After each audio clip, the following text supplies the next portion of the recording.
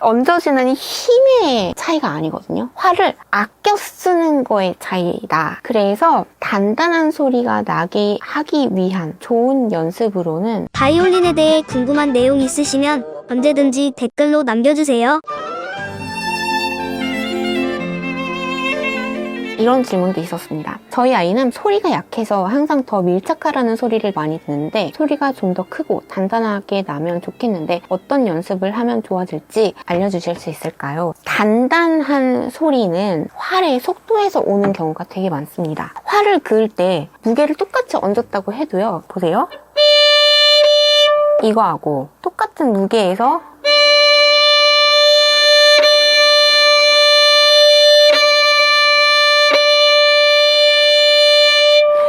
이 밀도하고 다르거든요. 그래서 저희 교수님은 항상 활 테크닉이란 얼만큼 활을 아껴 쓸 수 있느냐에 달려있다라고 말씀을 항상 하셨었어요. 아껴 씀의 비밀이 있다. 항상 이렇게 말씀하셨거든요. 왜냐면 아껴 쓴다는 거는 활을 그냥 쓸 수는 있지만 어떤 부분에 어떤 의도를 갖고 활을 아껴 쓰느냐 이거에 따라서 음색 또 지금 말씀하시는 단단한 소리 뉘앙스가 진짜 많이 조절이 되거든요. 하다가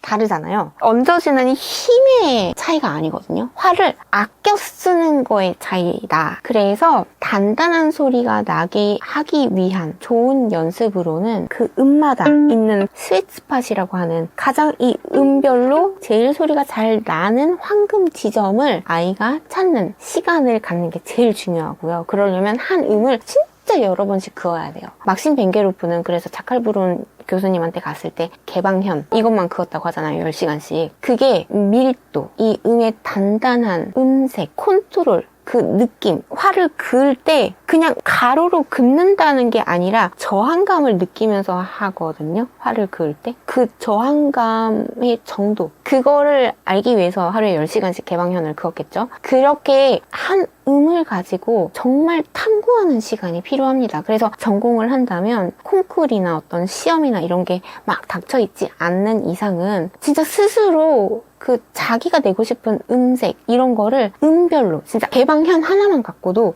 10시간씩 그거 보면서 스스로 질문을 던질 수 있어야 하거든요. Don't forget to subscribe. 구독해주세요.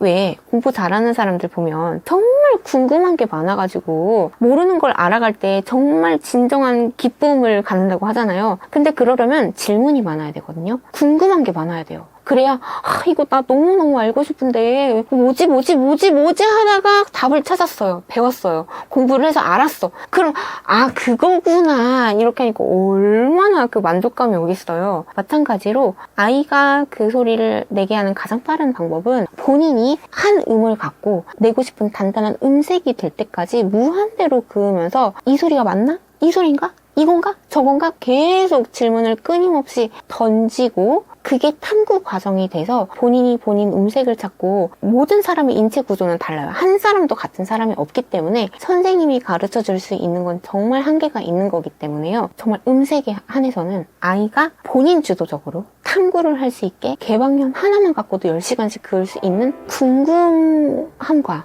또 소리에 대한 질문을 던질 수 있어야 되지 않을까. 그게 가장 좋지 않을까. 그러려면 부모님이 해주실 수 있는 거는 진짜 좋은 소리를 많이 듣게 해서 저 소리 너무 내고 싶은데 저렇게 어떻게 내지? 부터 그 질문이 시작할 수 있는 건 아닐까 하는 마음에 지난번에 좋은 소리를 많이 들어보면 좋겠다라고 말씀을 드렸었습니다.